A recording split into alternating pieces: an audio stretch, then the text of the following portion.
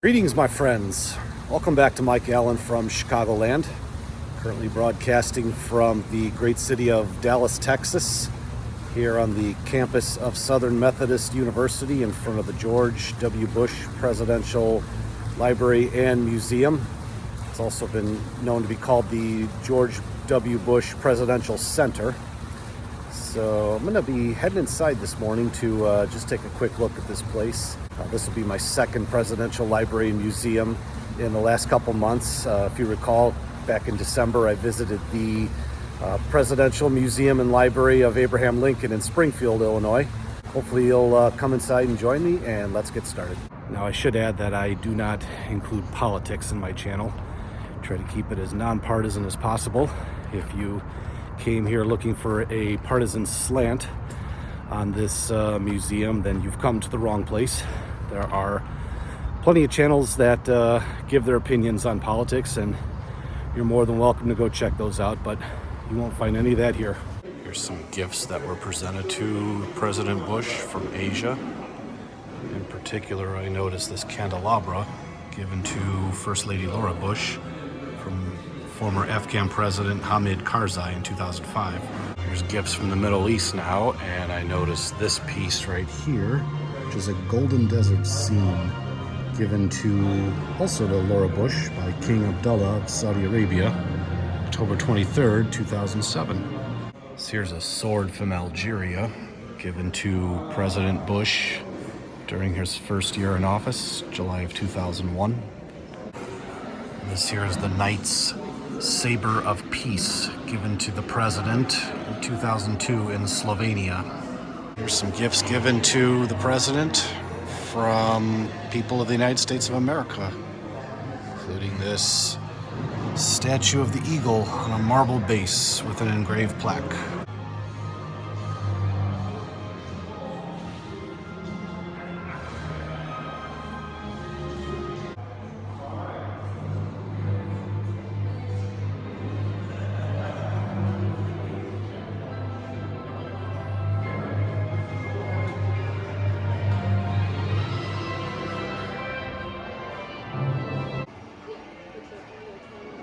Something the president and I both have in common. Both have twin daughters. A pair of custom Texas Rangers boots to commemorate President Bush's time as general managing partner of the Texas Rangers, 1989 to 1994. Display about his No Child Left Behind policy. Shuffle from grade to grade because of their age, regardless of their knowledge. This is discrimination, pure and simple. No Child Left Behind is the education law that focuses national attention on accountability and achievement for all students. It says that we're going to give our kids the opportunity to succeed and get them on grade level. Photos of the president promoting his No Child Left Behind Act. We needed a new system, one that would test every student. But if we don't care to find out how our kids... President Bush started a tradition of playing t-ball on the south lawn of the White House, and this is his collection of baseballs that he signed here. And the placard also stated that Bush was the first little leaguer ever elected to the presidency. Photo of the president in his little league uniform. And the first defining moment of George W. Bush's presidency, 9/11. Looks like they got the names of all of the victims from that day. Kind of broken down by South Tower here.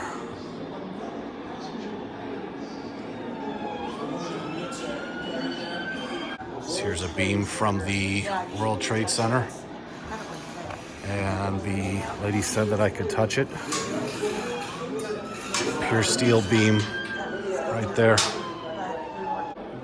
And one of the museum workers was telling me that it was spray painted right after it was recovered and cataloged. and then eventually donated to the museum when it opened. I can hear you, the Western world hears you, and the people are not the feelings down. Well, hear all of us. And they just happen to have that blowhorn here on display for people to see. God, it's flooding of emotions just coming back to me and what I was thinking of on that day. Just not a day I don't ever want to relive again. In fact, I usually avoid stuff like this just because it just brings back too many bad memories of what occurred during that day and that week. But it is important to remember our history, so I'm glad that places like this exist in order to do that. There's the ball that President Bush used to throw out the first pitch during Game 3 of the World Series at Yankee Stadium. There's the jacket the New York Police Department gave President Bush when he came to visit Ground Zero. Accept the invitation of the Speaker and the leaders to come and address the Congress tomorrow night. So this was the badge of Port Authority police officer George Howard, who died on 9/11. He was off duty that day, but he rushed to help anyway. Here's a picture of George Howard's mom giving the badge to President Bush. All of our lives changed that day, and so did our national security strategy. There have been many critics of the decisions that were made after September 11th, but if you were in a position of authority on September 11th, every day after was September 12th. You were absolutely determined that another attack would not take place on our soil if you could possibly prevent it. Here's the pistol that was captured along with Saddam Hussein in 2003. I remember when that occurred, the toppling of his statue in Baghdad when the city fell to U.S. troops and Allied forces. Also remember this, the deck of cards showing all of the wanted members of Saddam Hussein's regime. Ace of Spades, of course, being Saddam Hussein himself. The president's personal Bible. And a picture of him using said Bible. Replica of the Oval Office. Can't say I've ever stepped foot in a Oval Office replica before. President Eisenhower, and so he knew him obviously growing up. He came in. Portrait of Abraham Lincoln. How we got here, the Interstate Highway. Here's Abraham Lincoln's bust, Passed that legislation. along with General Washington, eventually our nation's first president. Well, that was one of. Come on in. Don't be shy.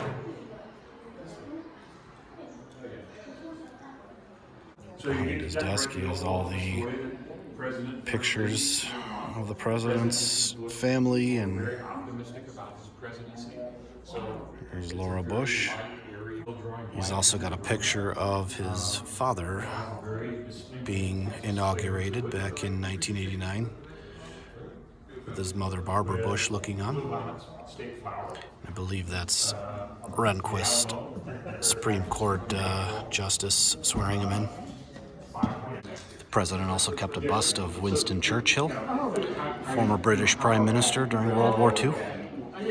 And overlooking this replica of the Oval Office is the view of downtown Dallas off in the background. Bust of Eisenhower. Inspire you. President Bush was good friends with President Eisenhower because of his grandfather, Prescott Bush, who was a senator from Connecticut. So, the picture John Quincy had was in his private dining room. So, this doorway. Bust of the presidential dog, Spot, which was an English Springer Spaniel. It's one thing the president and I do not have in common. I don't care for pets, but it seems like every president has to have one. This appears to be the First Lady's dogs. Ms. Beasley over here. And I think this one is Barney. to see us in our own home. Both of them are Scottish Terriers. And to give George a chance to talk in a way. Love this picture of the president with the Baylor Bears, who won the national women's basketball title in 2005. In fact, I was in grad school at the time when they won the national title. Baylor actually beat my alma mater, Illinois State, en route to winning that national title that season. Information about Air Force One, more than 4,000 square feet of interior space. Suit jackets that the president has worn on the plane. Picture of the president getting ready to board Marine One, which is the call sign for the United States Marine Corps helicopter that carries the president. This is what the president and first lady wore during a state dinner to commemorate the visit of Queen Elizabeth II and her husband, Prince Philip, May 7th through the 8th, 2007. It was when the president gave the National Medal of Science, and the one that I'm going to point out is become a household name recently, Dr. Fauci. A lot less gray hairs back in 2005. National Humanities Medal, and I noticed Hal Holbrook, who played Deep Throat in the movie All the President's Men. Got the National Medal of Arts here, and noticed quite a few all-known names here. Johnny Cash, the author Ray Bradbury. Also noticed down here you have Dolly Parton, Robert Duvall, and country singer George Jones. And also a picture of Dr. Rice performing with Yo-Yo Ma. It's the president and the first lady with the Dalai Lama. This is pretty cool here. They got a interactive theater where you can kind of make a decision on some of the things that happened during President Bush's presidency. And looks like another one's going to begin in 2 minutes. Welcome to the Decision Points Theater. I'm Josh Bolton.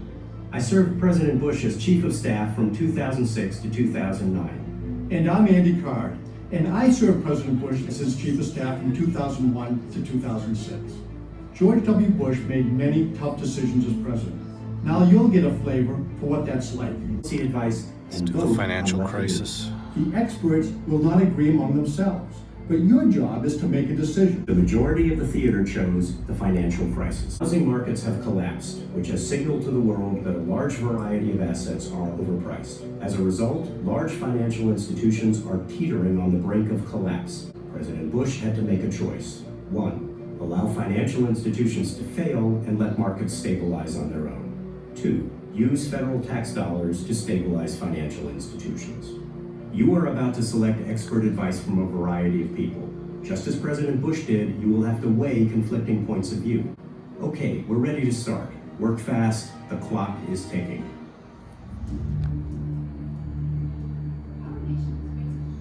The government needs to backstop the entire system. If only troubled banks get federal money, it could cause a run on those banks and make the crisis worse. Healthy banks can quickly repay the federal funds without additional government controls.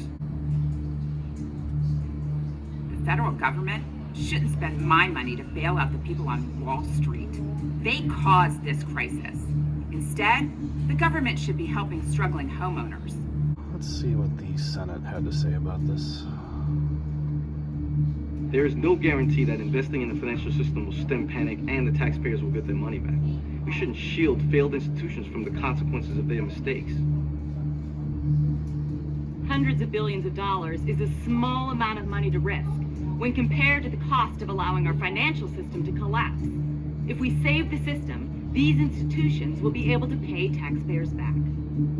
The fallout.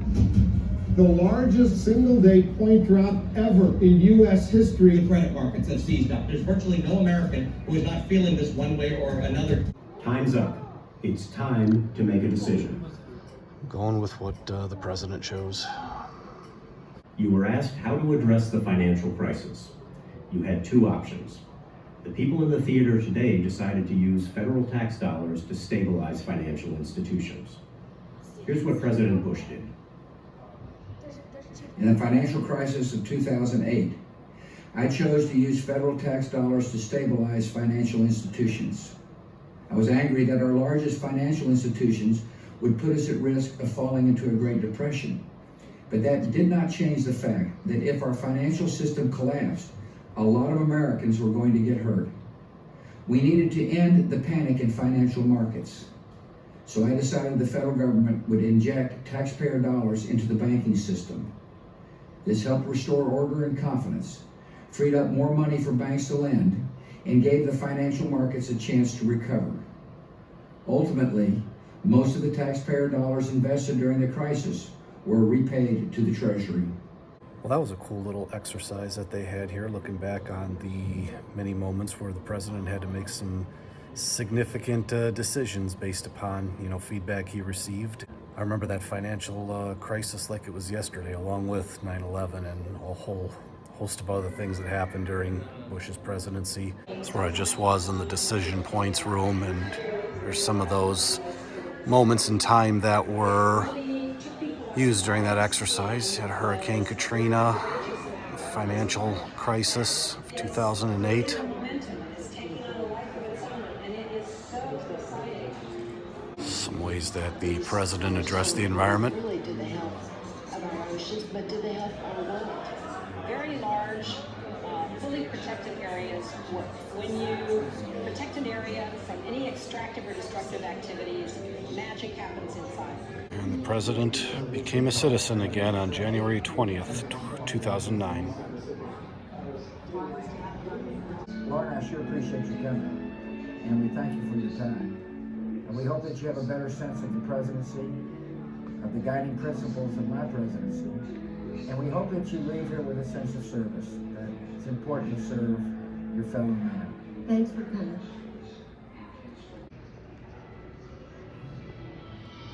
So I really appreciate you joining me today as I visited the George W. Bush Presidential Center here in Dallas, Texas, on the campus of Southern Methodist University. Really appreciated the fact that something like this exists. There was a number of things that happened during his presidency, from 9/11 to the financial crisis, and brought back a lot of memories, not all of them good, but very glad I got to visit it nonetheless, because as I've mentioned, it is important to know your history. Anyways, if you wouldn't mind hitting that like and subscribe button, I would greatly appreciate it. You can also help me in other ways in growing the channel. I'll put links down in the description below. Anyways, this is Mike Allen from Chicagoland, signing off from Dallas, Texas. I'll be back next week with another video, but until then, don't you go changing.